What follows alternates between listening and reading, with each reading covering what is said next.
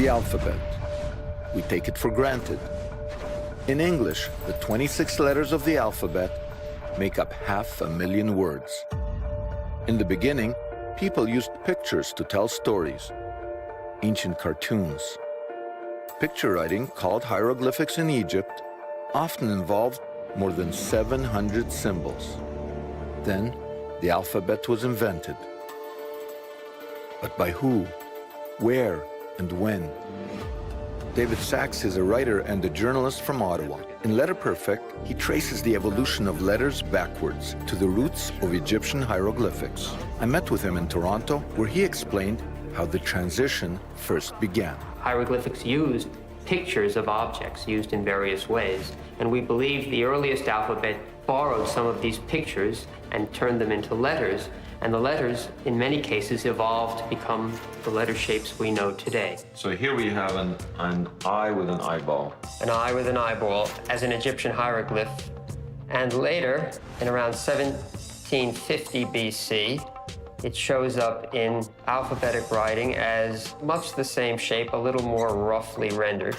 But by about 1000 BC, it shows up in alphabetic writing like that. This is the eyeball.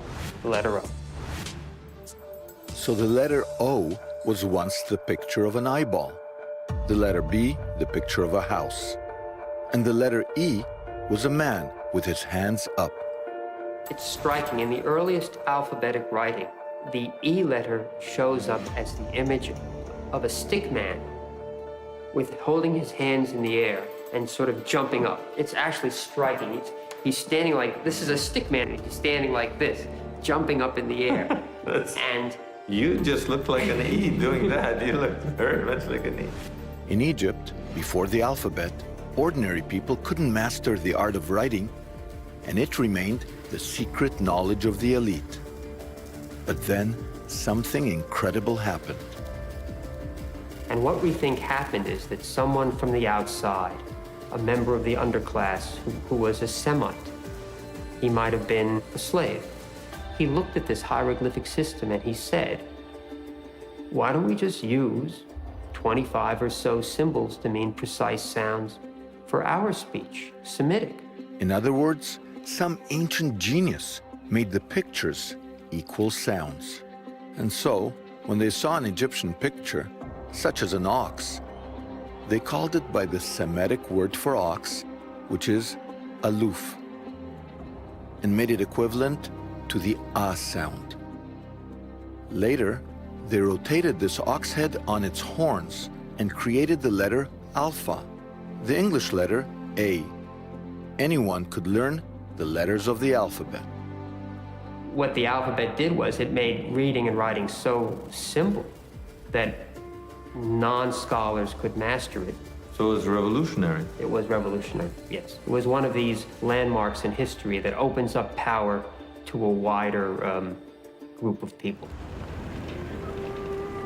In pursuit of the alphabet story, I now travel to the Sinai Desert, modern Egypt, to look for early alphabetic inscriptions. We go to a place called Serabit El Khadim, 400 kilometers south of the Nile Delta. For thousands of years, Egyptians mined turquoise in this area. Often, they used slave labor.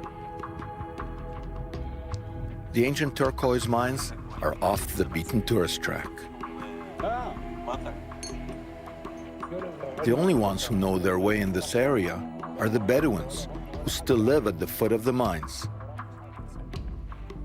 We got here, paid our respects to the local sheikh, and recruited one of his sons to show us the way. We heard that there are inscriptions here, carved by Semitic slaves. And sure enough, there are slave inscriptions here, and one of them records a 3,500-year-old cry, "God save me."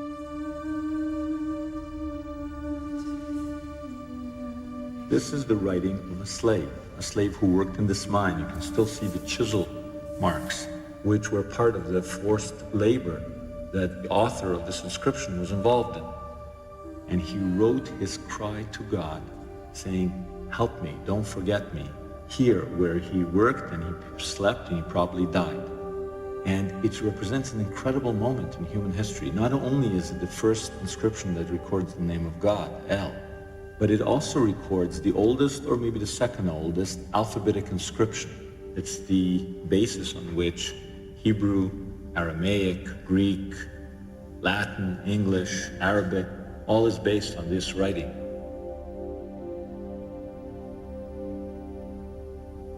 Pretty incredible that after all these years we would be here to record this man's cry. The Bible records that Moses mobilized Hebrew slaves that labored in caves such as this one, and with the help of divine miracles, led them to the Promised Land. Is it possible that one of the reasons for his success was the ability to mobilize masses of slaves using a brand new method of communication, the alphabet?